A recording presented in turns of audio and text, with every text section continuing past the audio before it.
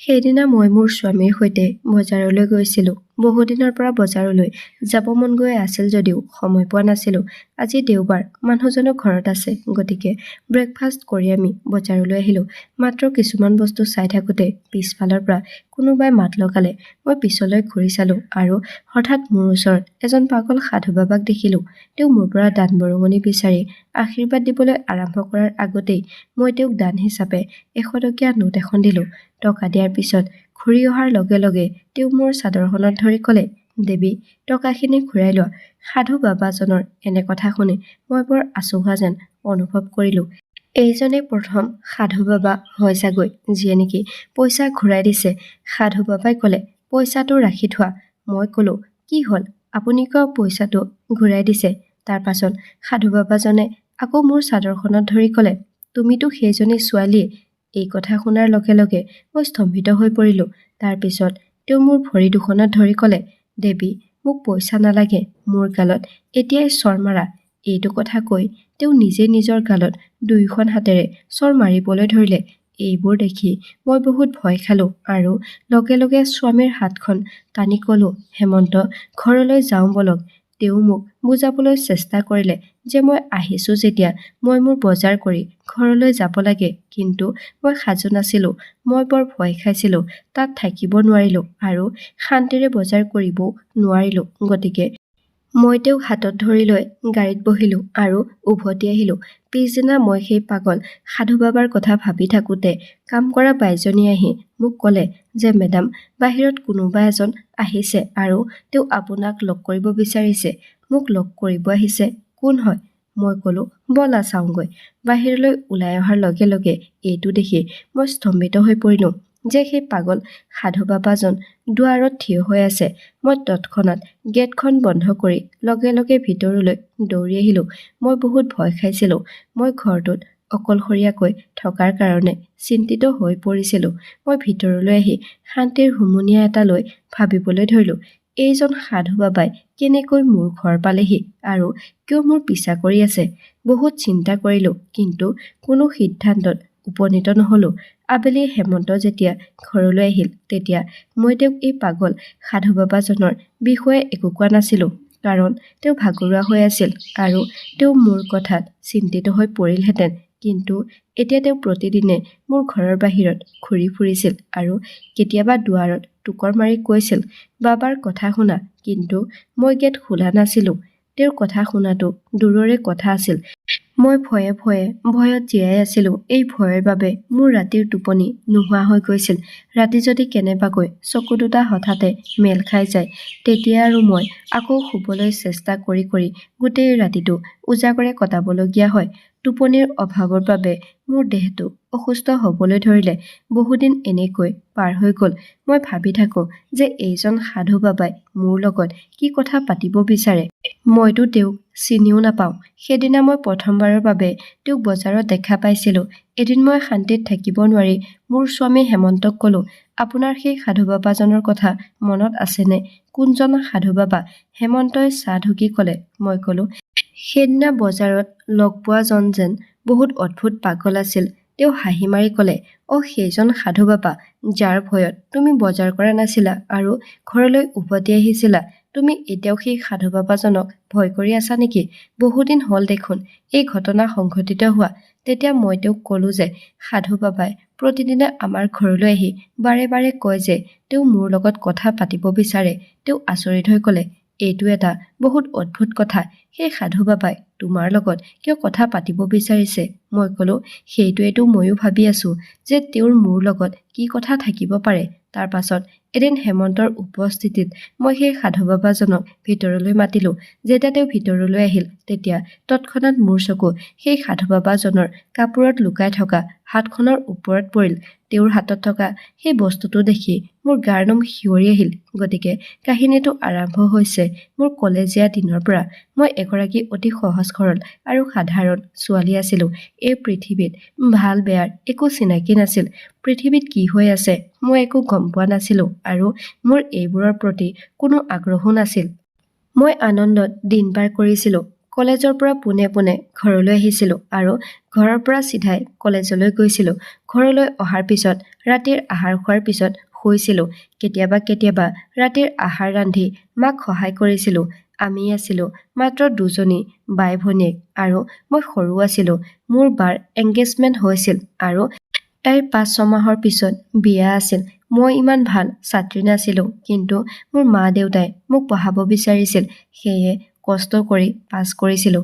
এইদৰেই মোৰ দিনবোৰ পাৰ হৈ গৈছিল। এদিন মই কলেজৰ পৰা মোৰ বান্ধৱীৰ সৈতে ঘৰলৈ উভতি আহি আছিলোঁ। তেতিয়া এজন ল'ৰাই থিয় হৈ মোক চাই আছিল।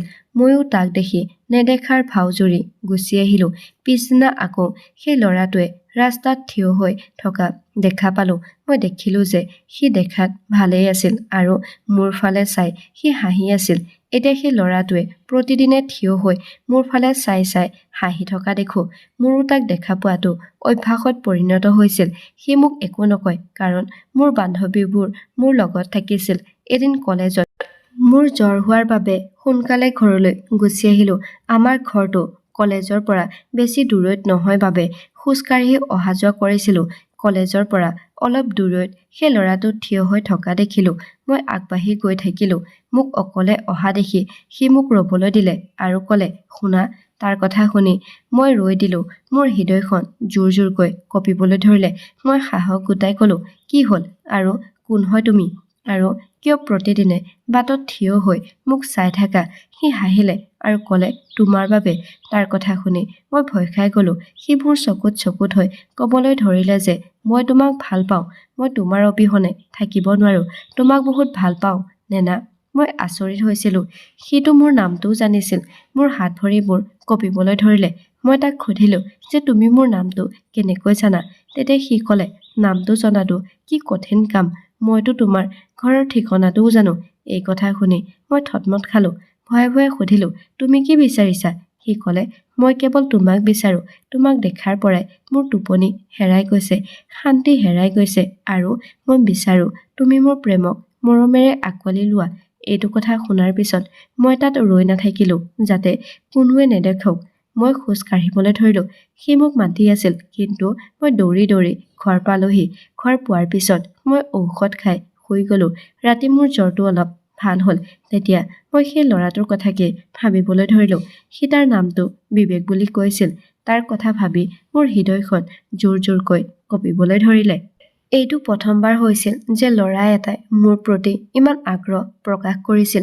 মোৰ এইবোৰ বেয়াও লগা নাছিল। তাৰ পিছত প্ৰতিদিনে সি মোক ৰাস্তাত লগ পাইছিল আৰু মোক ইংগিতেৰে হাই কৈছিল আৰু মই লাজ কৰিছিলোঁ। কিছুদিনৰ পাছত সি মোক চিঠি দিবলৈ ধৰিলে আৰু ঘৰলৈ অহাৰ পিছত তাৰ চিঠিবোৰ পঢ়ি আকৌ চিঠিবোৰ লুকুৱাই ৰাখিছিলোঁ। তাৰ পিছত ময়ো তাৰ চিঠিবোৰৰ উত্তৰ দিবলৈ আৰম্ভ কৰিছিলোঁ। মোৰো তাক ভাল লাগিছিল। মই তাক ভাল পাব আৰম্ভ কৰিছিলোঁ। প্ৰথম ভাল পোৱাৰ অনুভূতিয়ে মোক গোটেই দিনটো তাৰ স্মৃতিত ডুবাই ৰাখিছিল। আমি প্ৰতিদিনে বাটত ইজনে সিজনক দেখা পাইছিলোঁ আৰু চিঠিৰ জৰিয়তে কথা-বতৰা পাতিছিলোঁ। তাৰ পাছত এদিন সি চিঠিত লিখিলে যে, "আমি এনেকৈ কিমান দিন চিঠি লিখি থাকিম? এতিয়া মোক লগ কৰা। আমি দুয়ো ক'ৰবাত লগ হ'ব লাগিছিল।" মই তাক উত্তৰত লিখিলোঁ যে ময়ো লগ পাব বিচাৰোঁ, কিন্তু এইটো সম্ভৱ নহয়। আমি যদি ধৰা পৰোঁ। সি লিখিলে যে, "তুমি কলেজলৈ আহিবা আৰু কলেজত নগৈ তুমি মোৰ লগত যাবা। কলেজ ছুটিৰ সময়ত মই তোমাক কলেজৰ সন্মুখত থৈ আহিম।" মই মান্তি হ'লোঁ। পিছদিনা মই কলেজলৈ আহিলোঁ। সি কলেজৰ ওচৰত বাইকখন লৈ থিয় হৈ আছিল। মই ইফালে সিফালে চাই তাৰ বাইকখনত বহিলোঁ। সি মোক এখন পাৰ্কলৈ লৈ গ'ল। তাতে সি মোক তাৰ প্ৰেমৰ বিশ্বাস জন্মাই আছিল। বহুত প্ৰতিশ্ৰুতি দিলে, বহুত শপত খালে আৰু এইটোও ক'লে যে সি মোৰ অবিহনে জীয়াই থাকিব নোৱাৰে। মোৰ প্ৰতি তাৰ গুৰুত্ব দেখি মই নিজেই ঈৰ্ষা অনুভৱ কৰিবলৈ ধৰিলোঁ। এই কথা মই কেতিয়াও সপোনতো ভবা নাছিলোঁ যে কোনোবা ল'ৰাই মোৰ জীৱনলৈ আহি মোক অপৰিসীম ভাল পাব। সেইদিনা মই বৰ সুখী হৈছিলোঁ। ঘৰলৈ আহি তাক মনত পেলাই বাৰে বাৰে হাঁহিছিলোঁ। এতিয়া তাৰ লগত কথা নপতাকৈ মই থাকিব নোৱাৰোঁ। সকলো ঠাইতে তাকে দেখা পাইছিলোঁ। মই ঘৰত তাৰ কথা কাকো কোৱা নাছিলোঁ। তাৰ পিছত আমি সঘনাই লগ হ'বলৈ আৰম্ভ কৰিছিলোঁ। প্ৰথমে পাৰ্কত, তাৰ পিছত হোটেলত আৰু এদিন সি মোক তাৰ বন্ধুৰ ফ্লেটলৈ লৈ আহিল। মই ভয় খাই গ'লোঁ আৰু তাক ক'লোঁ, "বিবেক, তুমি মোক ইয়ালৈ কিয় আনিছা? সি ক'লে, তুমি ভিতৰলৈ বলাচোন। মোৰ হাতত ধৰি সি মোক ভিতৰলৈ লৈ আহিল। ইয়াত সৰু সৰু কোঠাৰ বহুত ফ্লেট আছিল য'ত সি মোক লৈ গৈছিল। সি মোৰ ফালে মৰমৰ চকুৰে চাই ক'লে, অতি সোনকালে মই মোৰ পৰিয়ালৰ লোকক তোমাৰ ঘৰলৈ পঠিয়াই দিম। আৰু ময়ো তাৰ চালাকি কথাত আহি নিজকে তাৰ হাতত সঁপি দিলোঁ, কাৰণ তাৰ প্ৰেমত মই বৰ অসহায় হৈ পৰিলোঁ। তাৰ কথা মানি লোৱাৰ বাহিৰে মোৰ আন একো উপায় নাছিল। ঘৰলৈ অহাৰ পিছত মই বহুত কান্দিলোঁ আৰু মই কৰা কামৰ বাবে বহুত পস্তালোঁ। মই কেনেকৈ কাৰোবাক ইমানখিনি ভাল পাব পাৰোঁ? কিন্তু পিছদিনা বিবেকে মোক আকৌ এবাৰ নিজৰ মৰমৰ আশ্বাস দি সকলো পাহৰিবলৈ বাধ্য কৰালে। কিছুদিনৰ পৰা মোৰ গাটো ভাল লাগি থকা নাছিল। মোৰ শৰীৰটো নিৰ্জীৱ হৈ পৰিছিল। কলেজত এদিন মোৰ মূৰ ঘূৰালে আৰু মই বাগৰি পৰিলোঁ। তেতিয়া মোৰ বান্ধৱীজনীয়ে মোক জোৰকৈ ওচৰৰ ক্লিনিক এখনলৈ লৈ গ'ল, য'ত মোক পৰীক্ষা কৰাৰ পিছত ডাক্তৰে মোৰ স্বামীৰ নাম সুধিলে। এই কথা শুনি মই থতমত খাই মোৰ বান্ধৱীৰ ফালে চালোঁ। বান্ধৱীয়ে ক'লে, বাইদেউ, এইটো কেনেকৈ সম্ভৱ? তাইতো বিয়াই হোৱা নাই। এই কথা শুনি ডাক্তৰে অদ্ভুত চকুৰে মোৰ ফালে চাই ক'লে, তেন্তে এইটো কাৰ সন্তান? সন্তানৰ নাম শুনি মোৰ ভৰিৰ তলৰ মাটি নোহোৱা হৈ যাবলৈ ধৰিলে। এইবোৰ শুনি মোৰ মূৰটো ঘূৰোৱা যেন লাগিল। ডাক্তৰে কি কৈ আছিল মই একো শুনা পোৱা নাছিলোঁ। মোৰ বান্ধৱী ৰীনাই মোক ক্লিনিকৰ পৰা উলিয়াই আনি ক'লে যে মই মা হ'ব ওলাইছোঁ। মোৰ অৱস্থা দেখি তাই মোক আৰু একো নুসুধিলে আৰু এইবোৰ কথা তাই কাকো নকওঁ বুলি কৈ মোক সান্তনা দিলে। এই গোপন কথা মই গোপন কৰি ৰাখিম। এই সময়ত তোমাৰ অৱস্থা এনেকুৱা নহয় যে তোমাক প্ৰশ্নৰ উত্তৰ সুধিব পাৰোঁ। তাৰ পিছত তাই মোক ঘৰত থৈ গুচি গ'ল। ঘৰ পাওঁতে বিচনাত পৰি বহুত কান্দিবলৈ ধৰিলোঁ। মোৰ কি হৈছে? এতিয়া কি কৰিম? মই কেনেকৈ মোৰ মুখখন পৃথিৱীক দেখুৱাম? ঘৰৰ মানুহক কি ক'ম? এই কাৰণে ইমান দিন মোৰ গাটো অসুস্থ হৈ আছিল। এইবোৰ ভাবি ভাবি মোৰ মূৰটো ঘূৰাবলৈ ধৰিলে যে ইয়াৰ পিছত কি হ'বলৈ গৈ আছে। তাৰ পিছদিনা বিবেকক মই লগ কৰিলোঁ আৰু সকলো কথা ক'লোঁ। সি অকণো চিন্তিত নহ'ল আৰু সি মোক ক'লে, চিন্তা নকৰিবা, মই সোনকালে মোৰ পৰিয়ালৰ মানুহক তোমালোকৰ ঘৰলৈ পঠাম। তুমি তোমাৰ ঘৰৰ মানুহৰ লগত কথা পাতা আৰু যদি মান্তি নহয় তেনেহ'লে আমি দুয়ো পলাই গৈ বিয়া হ'ম। সি মোক আকৌ সপোন দেখুৱাবলৈ ধৰিলে। সেইদিনা কলেজত ৰীনাক মই সকলো কথা ক'লোঁ যে মই কাৰোবাৰ প্ৰেমত পৰিছোঁ আৰু আমি গোপনে লগ কৰা আৰম্ভ কৰিছোঁ আৰু এই সন্তানটো তাৰে। এতিয়া কোৱা, মই কি কৰিম? তাই ক'বলৈ ধৰিলে যে মই একো বুজিব পৰা নাই। মাত্ৰ সেই ল'ৰাটোক কোৱা যে তোমাক সি যাতে সোনকালে বিয়া কৰায়, নহ'লে বহুত বেয়া হ'ব। বৰ্তমান এই শিশুটিৰ বিষয়ে কোনেও নাজানে। যদি কেইমাহমান পাৰ হৈ যায় তেতিয়া লুকুৱাই ৰখাটো কঠিন হৈ পৰিব। তেতিয়া মই ৰীনাক ক'লোঁ যে সি তাৰ পৰিয়ালৰ লোকক পঠিয়াম বুলি কৈছে। আজি মই ঘৰত ক'ম যে মই কাৰোবাক ভাল পাওঁ। ঘৰলৈ অহাৰ পিছত মই মাক ক'লোঁ, মা, মই ল'ৰা এটাক ভাল পাওঁ আৰু মই তাৰ লগত বিয়া হ'ব বিচাৰোঁ। তেওঁলোকে মোৰ বাবে সম্পৰ্ক বিচাৰি আহিব বিচাৰে। মোৰ এই কথা শুনি মাৰ বৰ খং উঠিল। মায়ে ক'লে, এতিয়া তুমি নিজে ল'ৰা পচন্দ কৰিবা। মই তোমাক এই সংস্কাৰ দিছোঁ নেকি?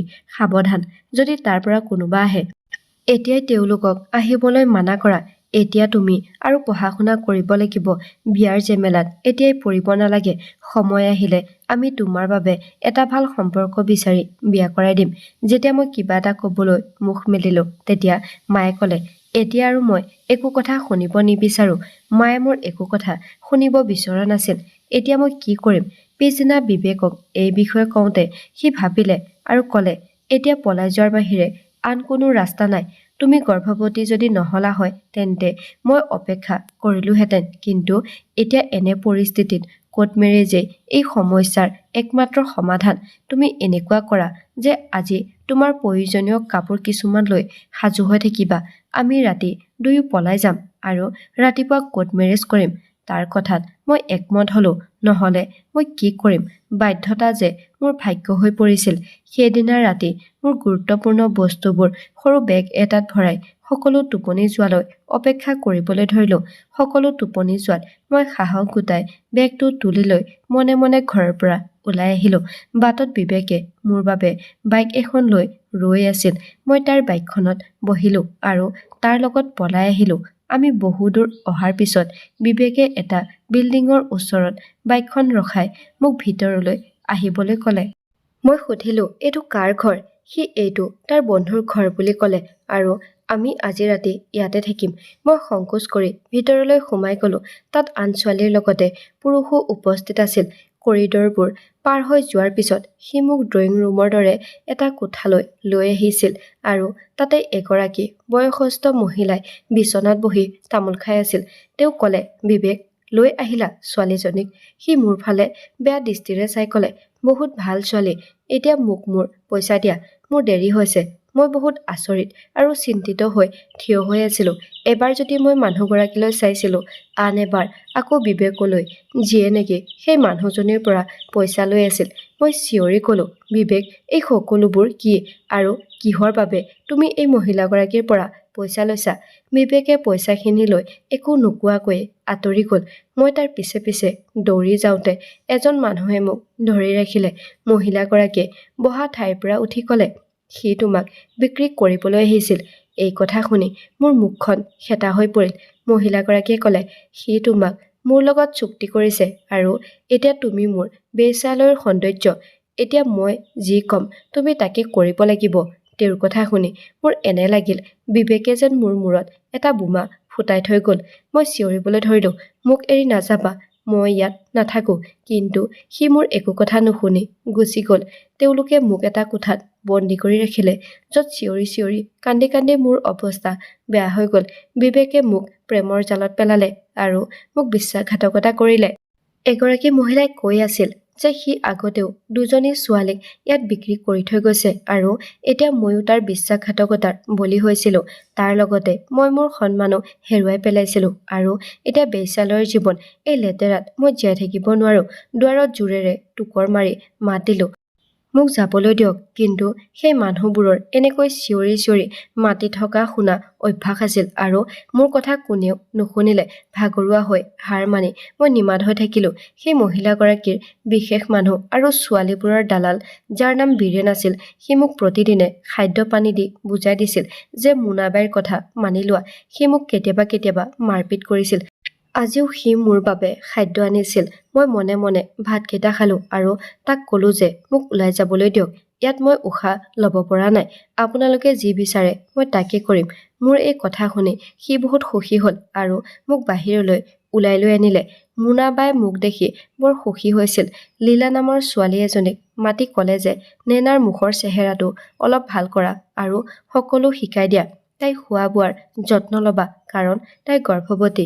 লীলা বৰ ভাল ছোৱালী আছিল। কেইদিনমানৰ ভিতৰতে মই তাইৰ লগত ভাল বন্ধুত্ব গঢ়ি তুলিছিলোঁ। মোৰ দৰেই তাইও পৰিস্থিতিৰ বলি হৈ ইয়ালৈ আহিছিল। মই তাইক মোৰ গোটেই কাহিনীটো ক'লোঁ। তাই মোক ক'লে যে তুমি ইয়াৰ পৰা কেনেবাকৈ পলাই যোৱা। মই তাইক সুধিলোঁ, এইটো সম্ভৱ নেকি? মোৰ চকু দুটা জিলিকি উঠিল।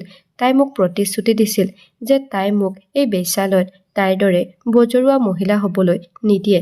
তাই সুযোগ পালে মোক ইয়াৰ পৰা পলুৱাই পঠিয়াব। তাইৰ কথা শুনি মই সকাহ পাইছিলোঁ। কিন্তু বীৰেনৰ উপস্থিতিত এইটো কেনেকৈ সম্ভৱ হ'ব পাৰে? কিন্তু এদিন নতুন ছোৱালী এজনী আহিছিল আৰু সেইদিনা বীৰেনৰ সমস্ত মনোযোগ তাইৰ ওপৰত আছিল। লীলাই বীৰেনৰ কোঠালৈ গৈ তাৰ পানীত টোপনি যোৱা ঔষধ মিহলাই দিছিল। তাৰ পিছত লীলাই ক'লে, চোৱা নেনা, আজি তুমি যিকোনো প্ৰকাৰে ইয়াৰ পৰা ওলাই যোৱা। কিন্তু মই ক'লৈ যাম? মই ভয়ে ভয়ে ক'লোঁ। লীলাই ক'লে, পৃথিৱীখন বৰ ডাঙৰ নেনা, মাত্ৰ সাহস থাকিব লাগিব। সহায় নিশ্চয় পাবা। তুমি য'তেই সহায় পাবা সেই ঠাই এই ঠাইতকৈ বহুতেই ভাল হ'ব। মই তাইৰ কথাত মান্তি হ'লোঁ।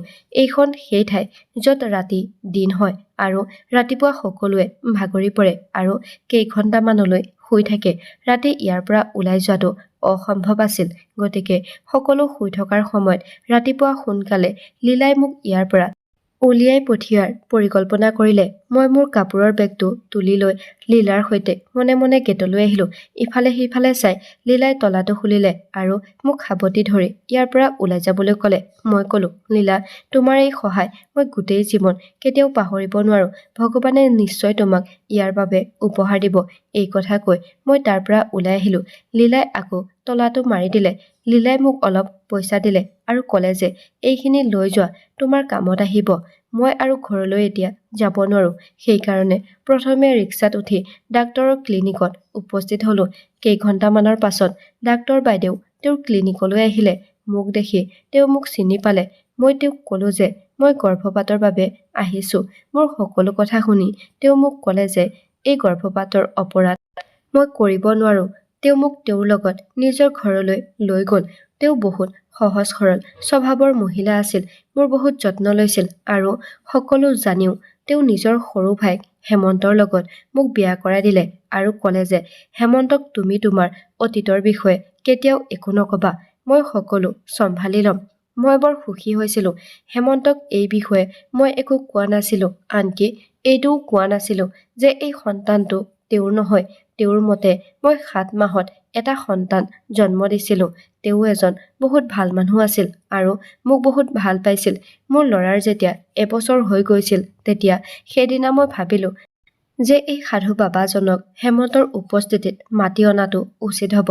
মই গেটখন খুলি সাধু বাবাজনক ভিতৰলৈ আহিবলৈ ক'লোঁ। তেওঁ ভিতৰলৈ অহাত মোৰ চকু সেই কাপোৰবোৰত লুকাই থকা হাতখনত পৰিল, যিখন হাতত খাৰু এপাত আছিল।